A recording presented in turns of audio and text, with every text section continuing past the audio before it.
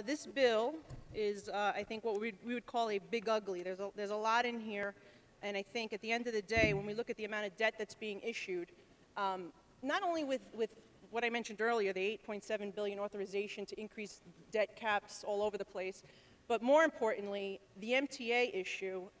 This is really an April Fool's Day joke on the taxpayers of the state of New York. To allow a state agency as dysfunctional and mismanaged as the MTA to go ahead and issue up to $55 billion on its own, which is more than what the entire state of New York can issue, which our cap is $47 billion, I think is very, it's just unbelievable. It's really irresponsible on our part. Especially, and I've warned of this back in 2012 when we did it from 34 to 37. I said it was not a good idea. Sure enough, the MTA continues to meet it, and now we're going to say they can go up to $55 billion. They're never going to get out of this. When are we ever going to fix this MTA if we continue to kick the can down the road with all these projects? The Long Island East Side Access Project, to show you how mismanaged they are and why we shouldn't be allowing them to issue more debt. It's been pushed back 4 times in the last 10 years. It is now scheduled to be completed in 2021, 10 years after it was supposed to be, and $6 billion overrun in costs. The MTA, we all know it here, is a black hole. The money goes there and we don't know what happens to it, and as a result, all of us come in this room and we complain that our fares rise, our tolls rise, that services are being cut, and yet we continue to allow the MTA to get away with this and do this. And so I think this is just really unbelievable that we're allowing this. And the response I got from the chairman that it's okay, I think that's something that everyone in the state of New York should be concerned about. While I'm on this bill, I'm going to also talk about this minimum wage increase, because I think to have 3 different wages for 3 different regions in the state is pretty stupid, to be honest. We look at California and what they're doing. They put in this minimum wage to go in effect for 2022. So of course our governor wants to always compete with everyone. We're going to do it now for 2021. I'll tell you what else we're in competition with California for, and it goes back to what I originally started this conversation on, debt. We are actually competing with California to be the most indebted state in the nation. These are not titles that we should be looking for.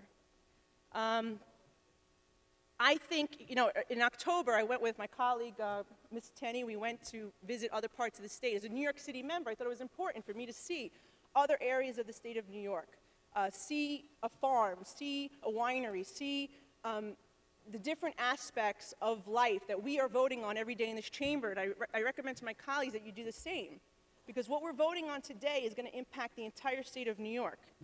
And when I look at areas that I visited, like for instance, we had Clarkshire Farms that we went to. We went to a dairy farm in Chautauqua. Clarkshire happens to be in Herkimer County. Cuba, New York. If our governor spent time in Cuba, New York, instead of coddling communists in Havana, Cuba, he would have an idea of the impact that this proposal would have on the entire state of New York. In my area, in Brooklyn, right outside my district, we have Lilac Chocolates. They told me today that they're going to take, what they've been doing is they have a handmade chocolate operation. They're not going to have that anymore after this minimum wage passes. They've already ordered a $25,000 machine that's going to automatically create their chocolates. And so we are going to see jobs be impacted by this. We are going to see economies be impacted by this. We are going to see small businesses closed and big box stores replace them. And you know what happens when you go to the CVS instead of the local pharmacy, right? You're checking out and you're swiping your stuff at a kiosk, at a machine, because they're eliminating jobs. We're going to go to McDonald's. We're going to order out cheeseburger from a kiosk. That's what's going to happen here. I think it's very unfortunate. We have no exemptions, except for a very small 10 or under in New York City. But outside of that, there's no exemptions for small business for either this or the family paid leave. And I think if we truly want to get people off of minimum wage, we should be investing in vocational training. We should be investing in giving them a skill so they can make a career. We shouldn't be trying to just pigeonhole people into a minimum wage job. As someone said earlier, minimum wage is supposed to be for entry level. It's supposed to be when you first, start out in the world. I worked at the Gap for minimum wage when I was in college, and I made $5.50 an hour. So it's not something that I think we should want for people to live the rest of their lives on. We should want more for them, and we should try to help them achieve that. And lastly, since education's in here, I just want to talk a little bit that I was pleased to see that the DREAM Act wasn't in here. As I've said before, I think that it's an inappropriate use of tax dollars. And I do want to take a moment, though, to say we should be looking to invest more in tuition assistance program for our citizens and our legal residents of this state. We need to restore the tuition assistance program for our graduate students. This House eliminated it back in 2010, never restored it. That's something that we should be doing to help our middle-class families. And we should also be looking to increase the tuition assistance income eligibility threshold so more middle-class families can qualify, because the last time we did it was in the year 2000. And we haven't done it since then. It's been 16 years. We are all talking about the rising costs here, right? Well, that's part of it, tuition. And so I think that we need to look at increasing the income eligibility threshold. Now, one last point I wanted to make on the minimum wage, because argument here is that the cost of everything is going up. It's true, the cost of everything is going up.